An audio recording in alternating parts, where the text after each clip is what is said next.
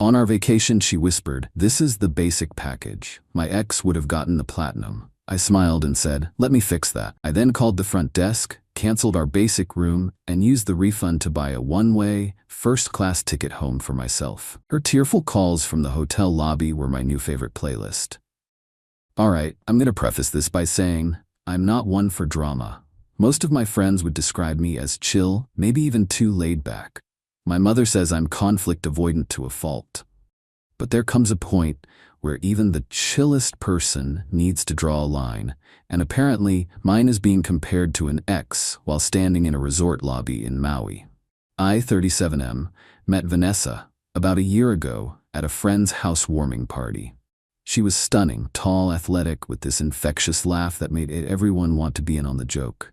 We hit it off immediately, talking for hours about everything from obscure 80s movies to our shared love of kayaking. Things moved pretty quickly after that. Within 3 months, we were practically living together at my place. I own a small but decent house just outside the city. And by 6 months, we were talking about future plans. I'm not usually one to rush into things, but when you know, you know. Or so I thought. The thing about Vanessa is that she comes from money. Like, serious money. Her father owns a chain of car dealerships across 3 states, and she grew up with the kind of privilege I can't even fathom. Meanwhile, I'm a civil engineer who makes a good living, but certainly not multiple vacation homes money. This disparity never seemed to be an issue. If anything, she would joke about how refreshing it was to date someone who wasn't trying to access her trust fund. For our 1-year anniversary, I wanted to do something special. I'd been saving for months to take us to Hawaii. Not an easy feat on my salary, but I managed to put together enough for a decent 7-day stay in Maui. Not 5-star luxury, but a perfectly nice beachfront resort with good reviews. I was proud of this trip. It represented months of careful budgeting and planning. One thing I'd done right was purchase comprehensive travel insurance. My buddy works in the industry and always insists it's worth the extra cost. "You never know what might happen," he'd said. If only he knew how prophetic those words would be. When I told Vanessa about the trip, she seemed genuinely excited. She'd been to Hawaii many times before, but said she was thrilled to experience it through fresh eyes with me. She even offered to contribute, but I declined. This was my gift to her, and I wanted to cover it. We arrived in Maui last Monday. The flight was long but uneventful, and we were both buzzing with excitement as we took the shuttle to the resort. The place was exactly as advertised. Clean, well-maintained, with a beautiful view of the ocean. Not the Ritz-Carlton, but hardly a Motel 6 either. The check-in process was smooth, with the friendly desk clerk explaining the amenities included in our package: access to the main pool and beach, complimentary breakfast, and a welcome cocktail at the bar. She mentioned there were other packages available with additional perks like spa credits and exclusive access to the adults-only infinity pool, but ours was the standard option. That's when I felt Vanessa stiffen beside me. As we walked away from the desk toward the elevators, she leaned close and whispered, "This is the basic package. Jason would have gotten the platinum." Jason, her ex. The investment banker she dated for 2 years before me. The guy who apparently still occupied prime real estate in her head. I froze mid-step, my luggage handle suddenly very interesting as I processed what she'd just said. "Excuse me?" She must have realized how it sounded because she quickly backpedaled.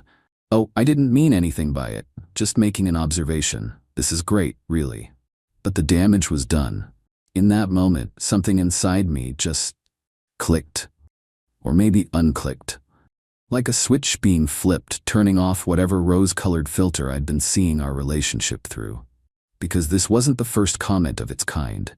There was the time she mentioned how Jason would have known to make reservations at that trendy restaurant weeks in advance. The offhand remark about Jason's BMW being smoother than my Honda.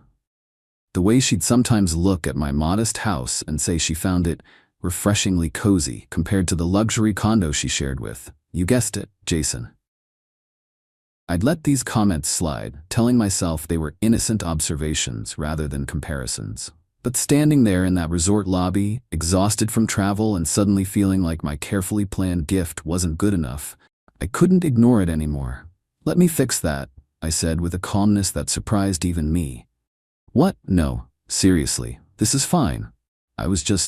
Give me a minute. I walked back to the front desk, leaving Vanessa with our luggage. The same friendly clerk looked up at me with a smile. I'd like to make some changes to our reservation, I said. Of course, sir. What can I help you with? I'd like to cancel my stay and request a refund. Her smile faltered. Is there a problem with the room? No, the room is exactly as advertised. I just won't be needing it anymore. She looked confused but began typing on her computer. Sir, I should mention our cancellation policy does include some penalties. I have travel insurance that covers cancellations, I explained, pulling up the policy on my phone. I understand there might be some paperwork, but I'd like to start the process. She looked relieved at this information and continued typing. It should take 2 to 3 business days for the refund to process through your insurance, but I can cancel the reservation now. That's perfect, thank you.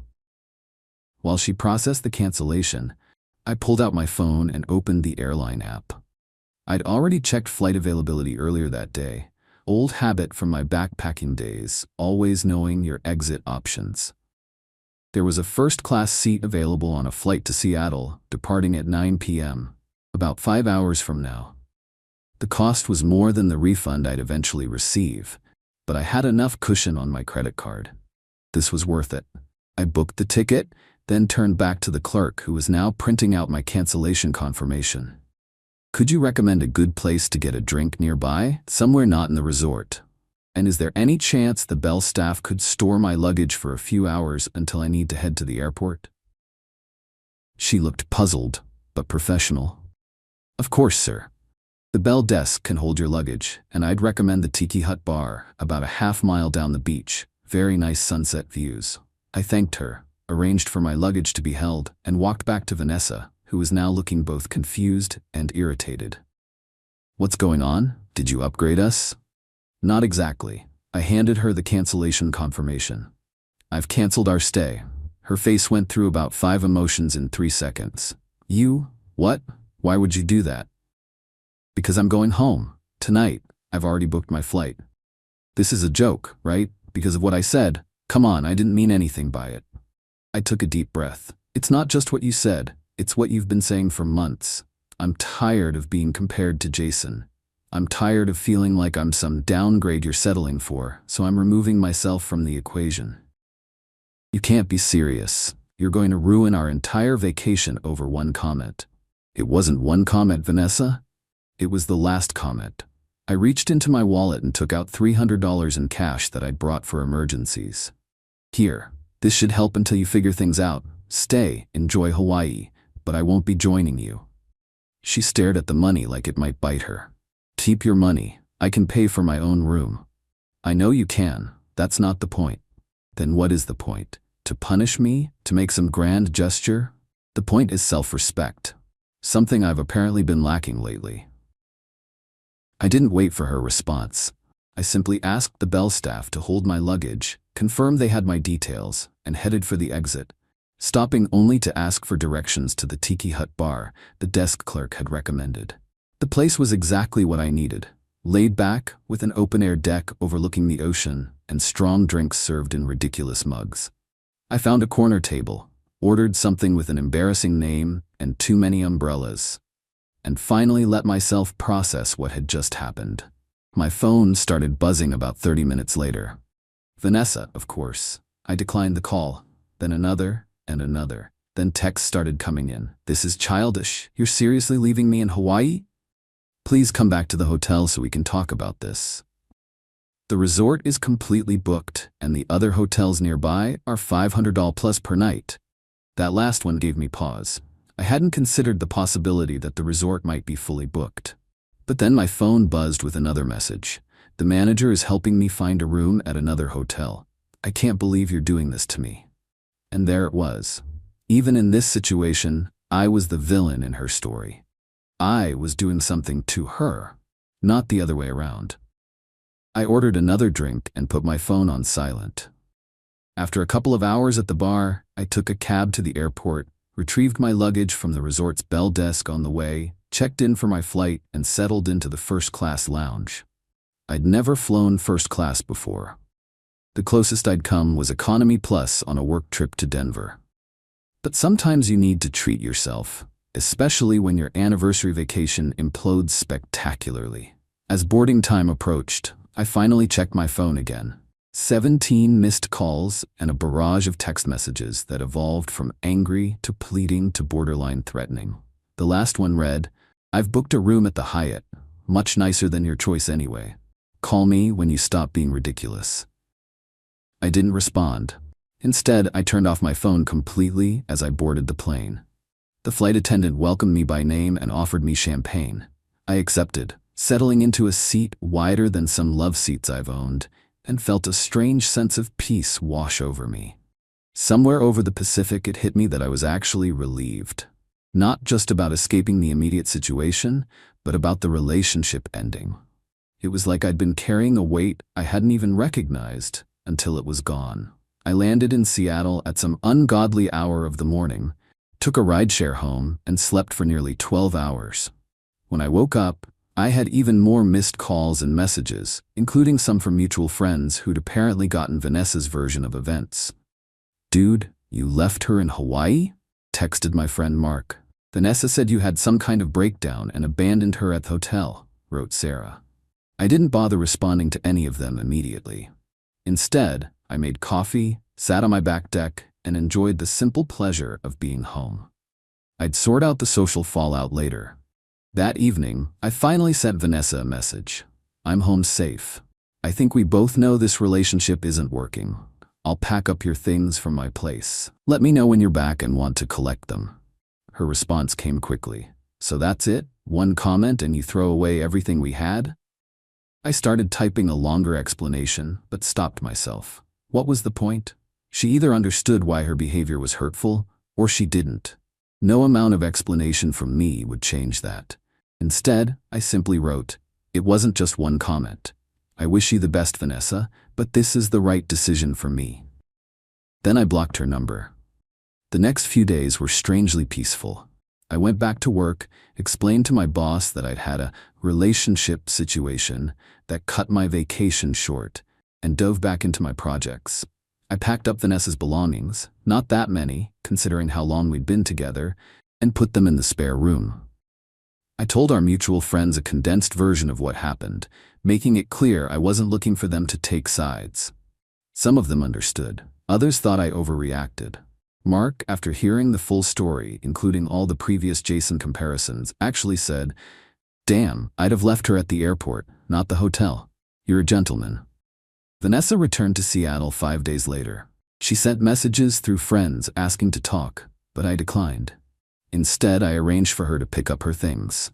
I asked Mark to be there when she came over, partly for security, partly as a witness. I didn't want any accusations about damaged or missing items, and I definitely didn't want to be alone with her. I took the day off work and made myself scarce during the scheduled pickup time. When I returned home that evening, Mark was waiting with a six-pack and a story. Apparently, Vanessa had tried to take more than just her things, including a framed photo of my grandfather that had nothing to do with her. Mark had stopped her, which resulted in what he described as a minor meltdown. She'd also brought her own friend as backup, clearly expecting some kind of confrontation. When none materialized, they left with just her actual belongings. It's been 3 weeks now, and I've had time to reflect on the whole situation. Was leaving her in Hawaii dramatic? Absolutely. Could I have handled it differently? Probably. Do I regret it? Not even slightly. Because here's the thing. Sometimes a relationship doesn't end with a dramatic fight or a terrible betrayal. Sometimes it ends with a casual comment that finally makes you see what you've been trying to ignore. For me, that comment came with a view of the Pacific and the taste of sunscreen still on my lips. I've since heard through the grapevine that Vanessa is telling people I couldn't handle a strong, successful woman and was intimidated by her past. She's even suggested I orchestrated the whole thing because I couldn't actually afford the vacation and was looking for an out. Classic Vanessa. Reality is whatever version makes her look best. But something interesting happened last weekend. I was at a brewery with some friends when a woman I didn't recognize approached our table. "You're Eric, right?" she asked. I nodded. confused. I'm Claire, she introduced herself. Jason's girlfriend. It took me a moment to place the name, Jason, Vanessa's ex. I'd never met him or his girlfriend before.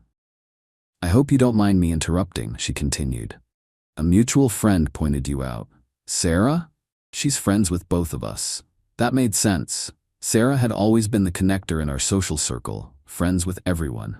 I just wanted to say thank you for standing up to Vanessa.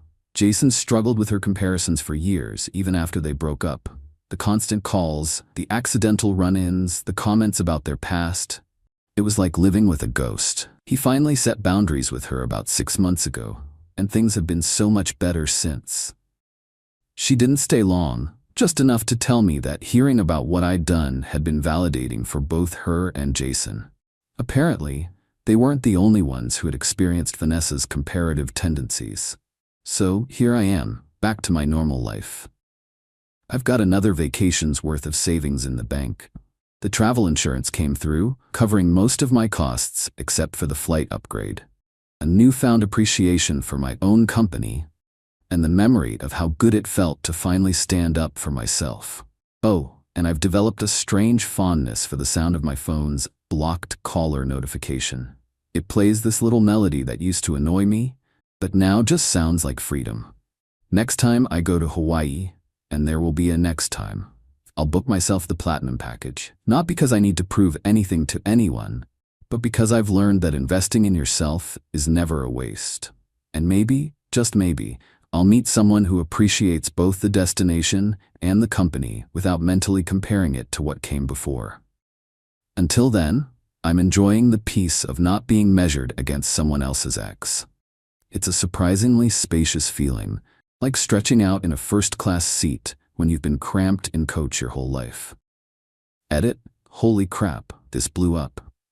To answer some common questions. 1. Yes, Vanessa did eventually find a hotel room. The resort manager helped her book something at the Hyatt down the road. She stayed for the full week, based on the beach photos she posted. Sarah showed me when explaining how Claire recognized me at the brewery. 2. No, she didn't have to sleep in the lobby or on the beach. Several people seem concerned about this. She's a resourceful woman with a platinum credit card. She was fine. 3. For those saying I'm the asshole for stranding her. She's an adult with financial resources who speaks the language and had a working phone. This wasn't abandonment, it was removing myself from a toxic situation. 4. Yes, I really did fly first class home. It cost more than the refund I eventually received for my travel insurance, but it was worth the splurge. I usually fly economy because I'm practical with money, but sometimes you need to treat yourself. 5. To the person who asked if this was a pattern with me, leaving partners in difficult situations, no, this was definitely a first, and hopefully a last. I'm not looking to make dramatic exits my personal brand. Update, 6 months later. Wasn't planning to update, but so many people have messaged asking how things turned out that I figured I'd share a few developments. First, life is good. Really good. The whole Hawaii incident forced me to reevaluate a lot of things, not just my relationship with Vanessa, but how I approach relationships in general. I've always been the easygoing type, the one who goes with the flow to keep the peace. Turns out, there's a fine line between being laid back and being a doormat, and I'd been doing a two-step dance on that line for years. Second, Vanessa didn't quite vanish from my life as cleanly as I'd hoped. About a month after my original post, she showed up at my house unannounced. It was a Sunday morning, and I was in my garage working on my motorcycle when she pulled into the driveway. I wasn't entirely surprised. Mark had warned me she'd been asking mutual friends about my weekend routines. We need to talk, she announced, as if arriving without warning after weeks of silence was a perfectly normal thing to do. I set down my wrench and stepped outside. I don't think we do. You embarrassed me, you humiliated me, you left me stranded in a foreign place. Kauai is part of the United States, Vanessa, and you stayed at the Hyatt. That's not the point. Then what is the point? Because from where I'm standing, you seem less upset about our relationship ending, and more upset that I was the one who ended it. That hit a nerve. She flinched, then quickly regained her composure. I came here to give you a chance to apologize, and maybe, if you're sincere enough, consider giving you another chance. I couldn't help it. I laughed. It wasn't a mean laugh, just genuine surprise. I don't want another chance. What we had wasn't healthy. I wasn't happy. Because of one comment about a vacation package? Because I was constantly being compared to your ex? Because nothing I did was ever quite good enough on its own terms? Because a relationship should lift you up, not slowly erode your self-worth? She stared at me like I was speaking a foreign language. Then in a quieter voice, "So that's really it? You're not even willing to try?" I did try, for a year. It's your turn to try. Try to understand why what you were doing was hurtful. Try to do better in your next relationship. She left shortly after that, looking more confused than angry. I almost felt sorry for her. Almost. Third development, I did go back to Hawaii. In February, I took a solo trip to Kauai, stayed at a nice but not extravagant resort, hiked the Na Pali coast, took a helicopter tour, and had dinner with a cool couple I met on a catamaran sunset cruise. It was exactly the vacation I wanted, with exactly the company I chose, myself. Fourth, and perhaps most surprising, Jason reached out to me. After Claire's brewery introduction, he sent me a message through Sarah asking if I'd be open to meeting. We got together for a beer, which should have been awkward but somehow wasn't. He's actually a decent guy who, like me, just got caught in Vanessa's comparison cycle. He's happier now too. Finally, yes, I am dating someone new. Her name is Tara. We met through a kayaking club and she's never once mentioned her ex. Not because she doesn't have one, she was married for 8 years, but because she understands that the past is the past, and each relationship deserves to be experienced on its own terms.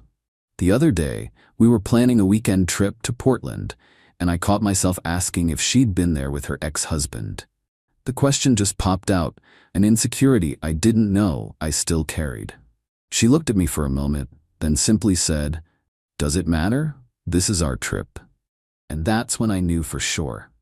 I made the right choice in that resort lobby in Maui. Sometimes the best thing you can do for yourself is walk away, even if it means a first-class ticket and a few tearful voice messages. Life's too short to be someone's silver medal. Book the platinum package for yourself and enjoy the view. Update, 1 year later. Just a quick note to say that Tara and I got engaged last weekend. I proposed during a kayaking trip, fitting, since that's how we met. No luxury resorts, no elaborate schemes, just two people who genuinely enjoy each other's company, making a commitment in the middle of a lake at sunrise. And yes, we're planning a honeymoon in Hawaii. Platinum package, of course.